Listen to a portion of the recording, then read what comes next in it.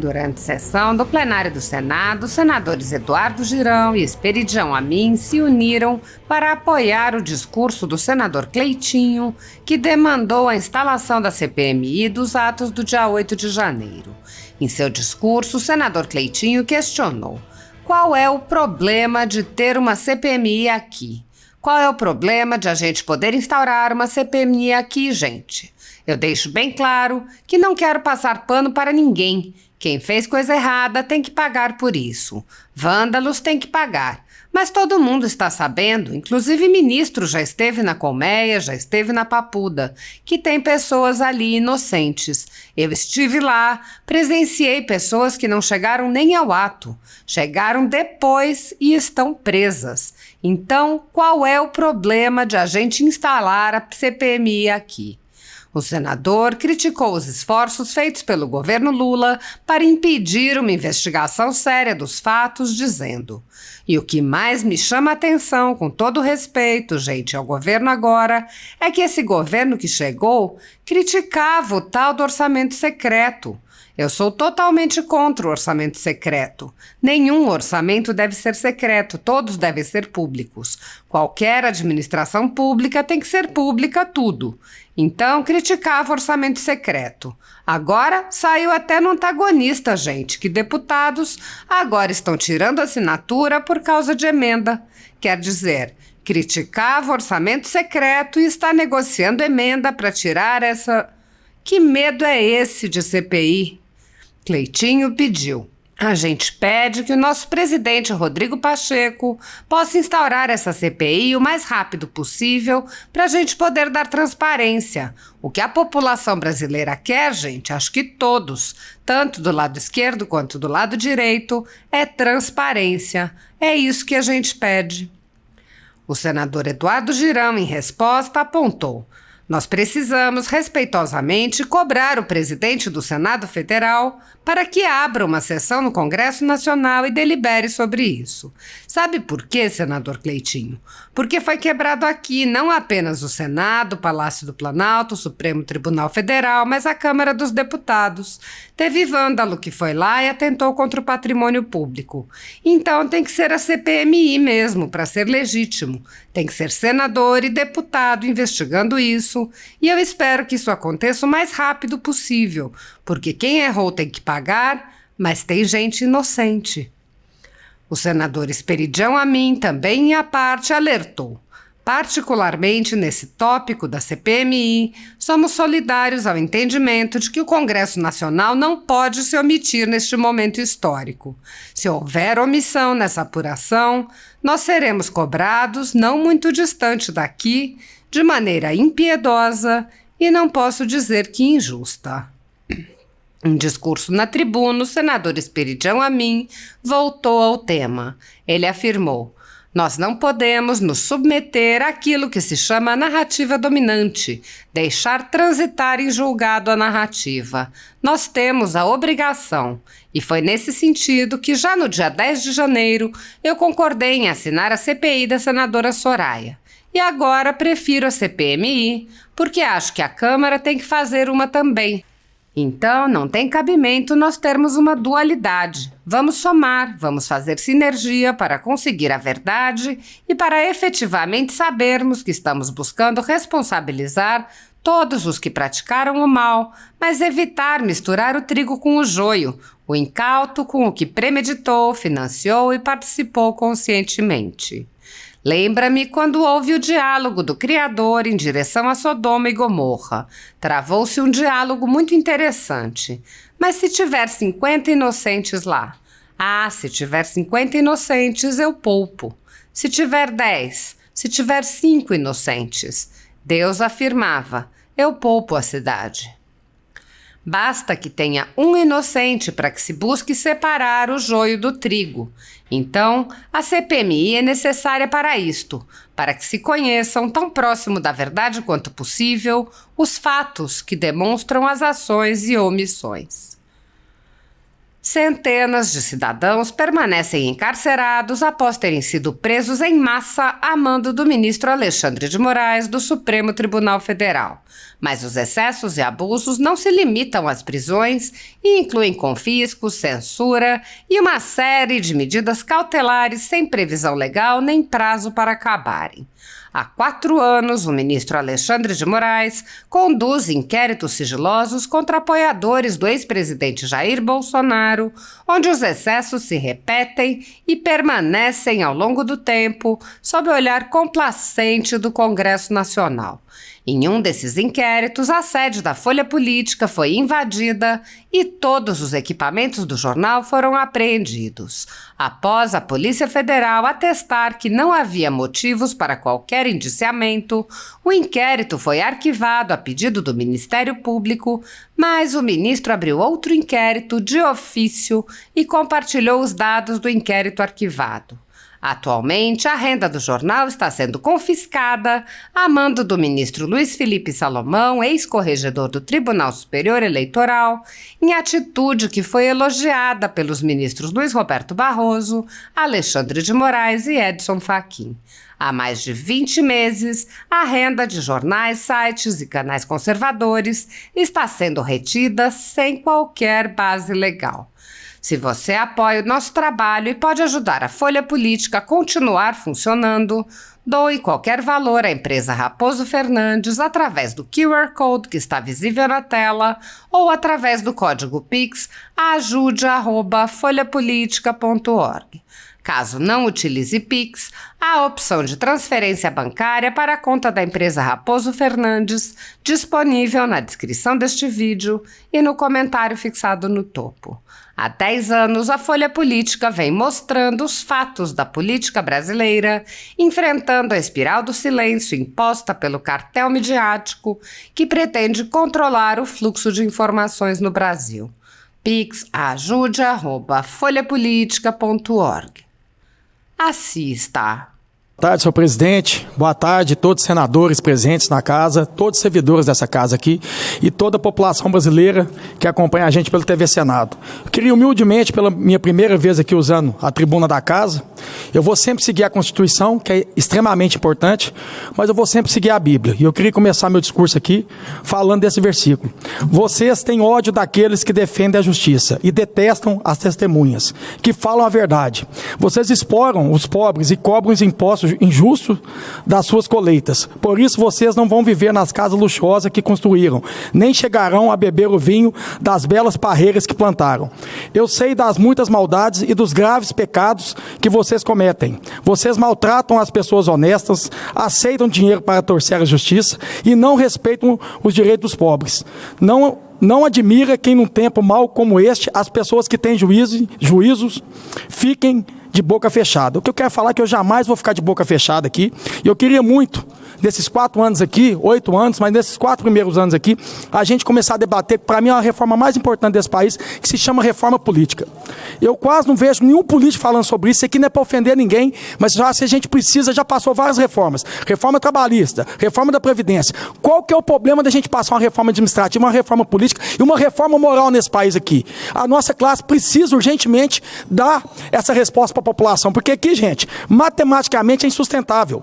Um presidente da República, um vice-presidente da República, um presidente da Câmara Federal, um presidente do Senado Federal, 81 senadores, 513 deputados federais, 27 governadores, 27 vice-governadores, 27 câmaras estaduais, 1.049 deputados estaduais, 5.568 prefeitos, 5.568 vice-prefeitos, 5.568 câmaras municipais, 57.931 vereadores, total de 70.794 políticos, quer dizer, enche o Maracanã. Vamos lá, 12.825 assessores parlamentares na Câmara Federal, 4.455 assessores parlamentares no Senado, 27 mil assessores parlamentares na Câmara Estaduais, sem concurso, estimado, quase 600 mil assessores aqui. Então, um total de 715 mil funcionários não concursados. Então, uma reforma administrativa, uma reforma política urgente nesse país aqui. Até porque o Enéas, que passou no Congresso Nacional, sempre dizia, Para a gente sair da crise, a gente precisa mexer na estrutura do poder e está na hora da gente mexer nessa estrutura.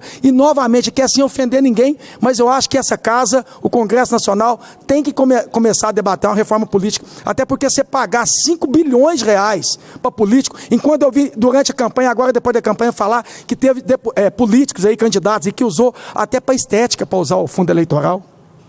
Até quando a população brasileira, pagador de imposto, vai aguentar isso? Então, aqui, humildemente, eu estou aqui para poder contribuir para todo mundo aqui, ser um servidor, poder ouvir todo mundo também. Eu sei que aqui tem muitos professores, mas eu quero também poder contribuir também com essa casa aqui, em falar de uma reforma política. E eu queria aqui também falar uma situação que está acontecendo aqui no Brasil, que eu acho que é de suma importância. Eu vou mostrar meu telefone aqui, gente. E o telefone, já pensou se a minha esposa chega para mim e fala assim: Cleiton, me presta seu telefone, eu quero mexer no seu telefone. Eu pego e falo assim: meu bem, eu não vou te dar meu telefone. Então eu estou devendo. Porque se eu não estiver devendo, eu não tenho problema nenhum de entregar meu telefone para ela. Então qual que é o problema de ter uma CPMI aqui? Qual que é o problema da gente poder instaurar uma CPMI aqui, gente? Eu deixo bem claro aqui que eu não quero passar pano para ninguém. Quem que fez coisa errada tem que pagar por isso. Vândalos tem que pagar. Mas todo mundo está sabendo, inclusive o ministro já esteve lá na Colmeia, já teve na Papuda, sabendo que tem pessoas ali inocentes. Eu estive lá, presenciei pessoas que não chegou nem ao ato, chegou depois e estão presas. Então, assim, qual que é o problema da gente instaurar uma CPMI aqui? E que mais me chama atenção, com todo respeito, gente, ao governo agora, porque esse governo que chegou criticava o tal do orçamento secreto, que eu sou totalmente contra o orçamento secreto. Nenhum orçamento deve ser secreto, deve ser público. Todos. Qualquer administração pública tem que ser pública, tudo. Então criticava o orçamento secreto. Agora você é até no antagonista, gente, que está agora tirando assinatura de deputado por causa de emenda. Então, quer dizer, criticava o orçamento secreto e está negociando emenda para tirar. Que emenda é essa da CPI? Eu faço uma pergunta essa para vossas excelências: qual que é o problema de instaurar uma CPI para poder investigar quem realmente fez coisa errada? Separar o joio do trigo? Essas pessoas que fizeram coisa errada têm que pagar por isso. Então, acho que essa casa deve isso, né? A gente pede aqui o nosso presidente, o Rodrigo Pacheco, que possa instaurar essa CPI o mais rápido possível, para a gente poder dar transparência. O que a população brasileira quer, gente, acho que é todos, tanto do lado esquerdo, do lado direito, é transparência, é isso que a gente pede. E eu queria aqui também pedir humildemente o apoio de todos os senadores, até passei isso para o Cajuru. Eu estou viajando o estado inteiro. As estradas de Minas Gerais, gente, um lixo. Não tem como andar mais nas estradas de Minas Gerais. Eu sei perfeitamente que o governo chegou agora. Isso já vem de anos. Inclusive tem estradas lá que vem da época que o Lula era presidente, gente. Na época que ele era presidente, prometeu que ia recapear lá em Minas Gerais e não recapeou. Passou o Lula, passou a Dilma, passou o Temer, passou o Bolsonaro e não resolveu. Então eu não queria só aqui apontar o erro, não. Eu quero trazer a solução. Eu queria muito humildemente, já que você é base do governo, pedir, eu estou aqui humildemente mesmo, pedindo para o meu estado de Minas Gerais poder encontrar com o Lula para me mostrar para ele a realidade das estradas de Minas Gerais. Eu até pedi agora, eu conversei com o ministro de Infraestrutura, o Renan Filho, para poder me atender, porque eu quero trazer solução. Lá em Minas Gerais, para vocês terem noção do que está acontecendo, teve uma estrada, a 265, que o DENIT não foi tampar os buracos. Juntaram os empresários, fizeram vaquinha, deram não sei quanto para poder recapear, aí veio o DENIT falando que não podia. Quer dizer, não fez o trabalho que o DENIT tinha que fazer, não deixou os empresários fazer. Agora lá no trecho de Sabinópolis, com Cerro, uma estrada está interditada, o DR não fez o desvio, um empresário pegou, um proprietário de uma fazenda, fez esse desvio e está cobrando do povo. Quer dizer, eu acredito que dentro da lei não pode fazer isso, mas está cobrando do povo. Quer dizer, o DR não fez o desvio, veio um proprietário e fez o desvio, e quem está pagando com isso? É o povo. Tem caminhão que está cobrando até R$100, dependendo do peso dele. Então, assim, isso não pode, é um pedágio, que é um destino que está acontecendo lá em Minas Gerais. Então, eu tenho uma sugestão aqui, porque já que o empresário, eu tenho certeza que todo empresário quer ajudar. Não tem a lei Rouanet, que é um incentivo à cultura, que capita dinheiro, os artistas capitam dinheiro dos empresários, e tem incentivo tributário. Por que a gente não faz a lei de incentivo às estradas? Eu estou aqui para ouvir inclusive o governo. Só desse jeito você fazer esse projeto aqui, é bacana, ajuda todo mundo. Eu estou aqui para ajudar meu estado, aqui, ajudar meu país. Que eu sei que isso também não é só em Minas Gerais, não. O próprio Cajuru estava em estradas esse dia para trás, que mostrando a buracada que está. Gente, se a gente quiser desenvolver um país aqui, desenvolver uma região, não tem jeito, além de várias coisas, mas as estradas de Minas Gerais estão intransitáveis. Eu quero aqui a opinião de quem me apoia, de quem não me apoia, eu quero a opinião de todos, mas que a gente precisa, principalmente em Minas Gerais, que eu peço ao nosso presidente Rodrigo Pacheco, o próprio Carlos Viana, que é senador também, para a gente mobilizar, para a gente poder, o mais rápido possível, resolver esse problemas. E eu acho que esse projeto da lei de incentivo às estradas é muito importante, que eu tenho certeza que eu consigo lá em Minas Gerais juntar muitos empresários para poder recapear as estradas, mas claro que eles vão querer incentivo. Então eu queria muito poder ter a ajuda de vocês para a gente protocolar esse projeto. Já está quase no final, mas eu queria ouvir cada senador aqui também para a gente poder aprimorar esse projeto e colocar. Se existe a lei de incentivo à Lei Rouanet, tem que ter a lei de incentivo às estradas também. Muito obrigado, senhor presidente. Concedido. Em primeiro lugar, eu quero parabenizar o senador Cleitinho, que primeira vez sobe à tribuna e faz um discurso forte, com a sua humildade peculiar, mas tocando em assuntos que a sociedade lá fora está querendo. O senhor é um parlamentar que anda nas feiras, que anda nas ruas, que vai nos mercados. Eu acompanho a sua trajetória com o melhor governador do Brasil, que é o governador Zema, e eu vejo o seu trabalho para buscar saúde, para buscar infraestrutura para o seu povo. Sua cidade é Divinópolis e a gente percebe o seu carisma, né? O senhor de estatura é até um pouco pequeno, mas se agiganta quando trabalha, quando fala, porque é verdade. O senhor começar no seu primeiro pronunciamento citando a Bíblia é algo que lhe agiganta mais ainda. Porque o nosso sentido aqui é servir. É servir. A estrutura que o senhor falou de 5 bilhões que é gasto com os políticos, só no Senado Federal, vou dizer. O senhor falou geral, de salário com políticos. Só no Senado Federal o senhor sabe quanto é que vale isso aqui, o custo disso aqui, para rodar por ano? 5 bilhões de reais. Isso pode somar com o que o senhor falou. Só o custo daqui do Senado, onde o senhor está por mérito representando o bravo povo mineiro. O senhor pode contar comigo integralmente numa reforma política. Temos muito a fazer, não apenas a reeleição, mas tem outras situações que a gente precisa se aprofundar e tem projetos aqui na casa, como também essa questão do orçamento secreto. Foi interessante porque logo quando Lula assumiu, presidente Lula, já não se fala mais de orçamento secreto, se fala de emenda de relator. Então, na prática, a gente vai ver realmente se vai acabar com isso. Porque a notícia que está aí, a gente tem que dar o desconto, é de que tem parlamentares, está na mídia, parlamentares que estão sendo sondados para retirar a assinatura da CPMI, que o povo brasileiro está esperando e que o senhor cobrou aqui. E que nós precisamos respeitosamente cobrar o presidente do Senado Federal para que abra uma sessão no Congresso Nacional e delibere sobre isso. Sabe por quê, senador Cleitinho? Porque foi quebrado aqui, não apenas o Senado, o Palácio do Planalto, o Supremo Tribunal Federal, mas a Câmara dos Deputados teve vândalo que foi lá e atentou contra o patrimônio público. Então tem que ser CPMI mesmo. Para ser legítimo, tem que ser senador e deputado investigando isso. E eu espero que isso aconteça o mais rápido possível, porque quem errou tem que pagar. Mas tem gente inocente. Eu fui no presídio também, eu fui na Papuda e conversei um a um. E os relatos lá são que muitos chegaram no dia seguinte. Não chegaram nem aqui na Praça dos Três Poderes, estava rezando lá no quartel. Então a gente tem que ter o bom senso, né? Porque a pacificação vai com gestos também de reconhecer a justiça, de fazer o que é correto. Então parabéns pelo seu pronunciamento, conte integralmente comigo. Muita paz. Concedo uma parte ao nobre senador Espiridião Amin.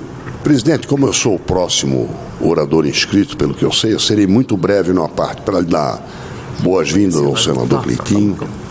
Tenho acompanhado nas suas manifestações em redes sociais isto que o senador Girão mencionou. O senhor anda na rua, escuta críticas, cobranças, não tem medo de conversa de boteco, no sentido popular da palavra, que constitui a grande ouvidoria do representante do povo que quer estar sempre afinado com ele. Seja bem-vindo, meus cumprimentos pelas suas palavras e, particularmente, neste tópico da CPMI, somos solidários no entendimento de que o Congresso Nacional não pode se omitir neste momento histórico. E, se houver omissão nesta apuração, nós seremos cobrados não muito distante daqui, de maneira impiedosa e não poderemos dizer que injusta.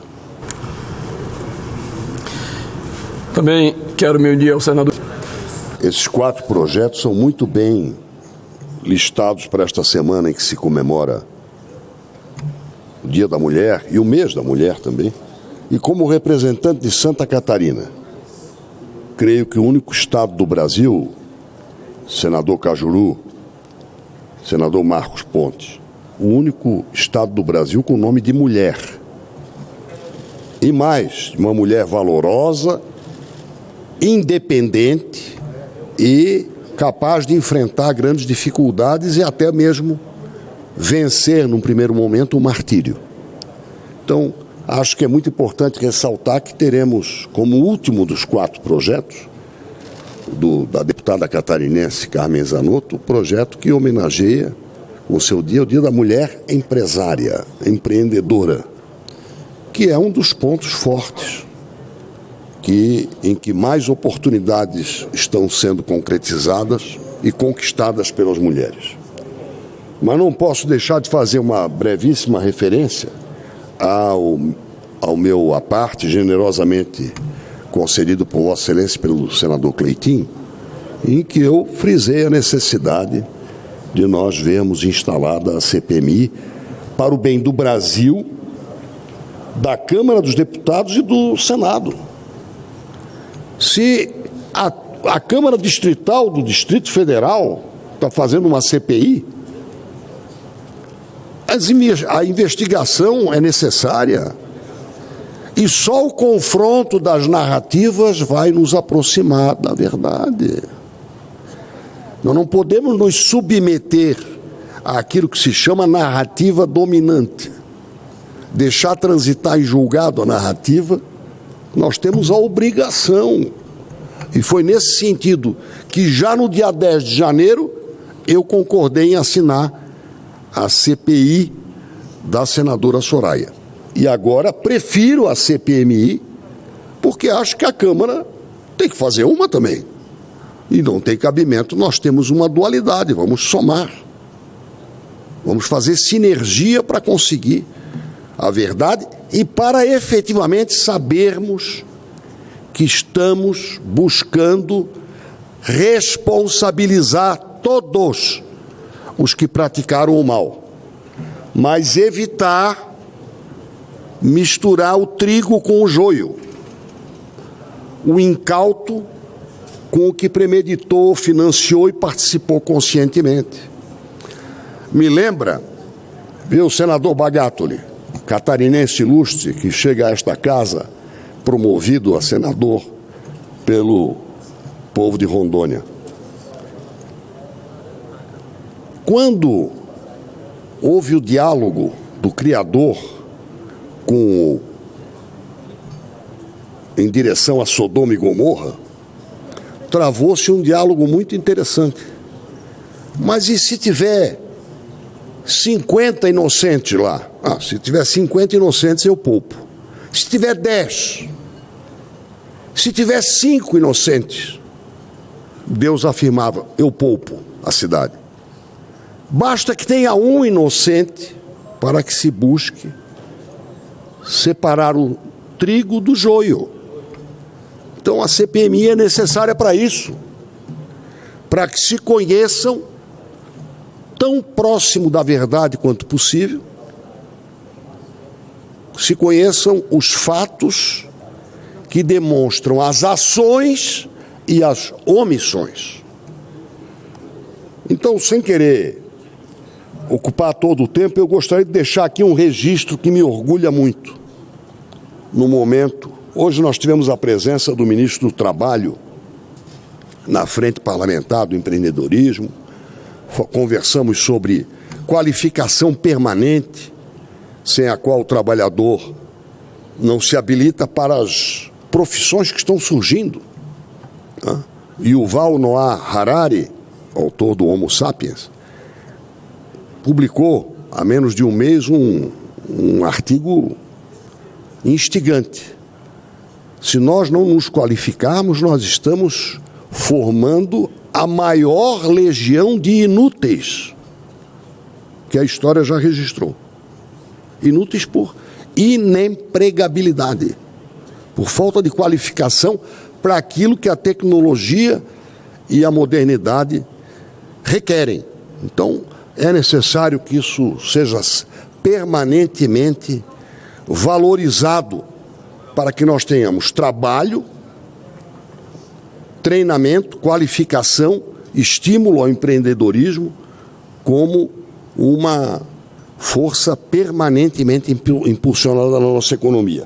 E eu quero registrar, portanto, que pelo 13º ano consecutivo, Santa Catarina é um dos 5 primeiros estados do Brasil a fixar o piso regional do salário mínimo por decisão unânime. E faço questão de ler todas as organizações que participaram, junto com a Fiesc, a CUT, a UGT, Força Sindical, CTB, CSB, Nova Central Sindical, FETIESC, FESESC, FECUT, SC, FETAESC, FETICOM, FETIAESC, FETIMESC, FETIAC, FETRAF, Sul, FECTROESC, FETAESC, Federação dos Trabalhadores, que congrega agricultura, serviços, telefonia, saúde e, finalmente, o DIEESE. Eu vou depois deixar isso registrado para que as notas taquigráficas não omitam. Repito, há 13 anos, este conjunto de forças vivas, congregando empresários e trabalhadores, conseguem celebrar um piso regional de salário que vem ao encontro da busca da justiça social. Houve 4 rodadas e as centrais sindicais e Federação dos Trabalhadores, como partes desse acordo, deram a Santa Catarina este galardão de valorizar a conciliação, o acordo e, mais uma vez, nos dar esse instrumento de paz social. Que este espírito de conciliação, senador Chico Rodrigues, ilumine o Brasil. Nós precisamos, no Brasil, que a nossa energia seja mais para construir do que para trocar desaforos, do que para agredir. Acho que este singelo exemplo não pode ficar no anonimato, senão nós só vamos ficar falando das coisas ruins que a vida nos oferece e que temos que enfrentar, sim. Mas nada melhor do que o bom exemplo, e neste caso é um bom exemplo do meu estado, que eu trago a lume. Muito obrigado.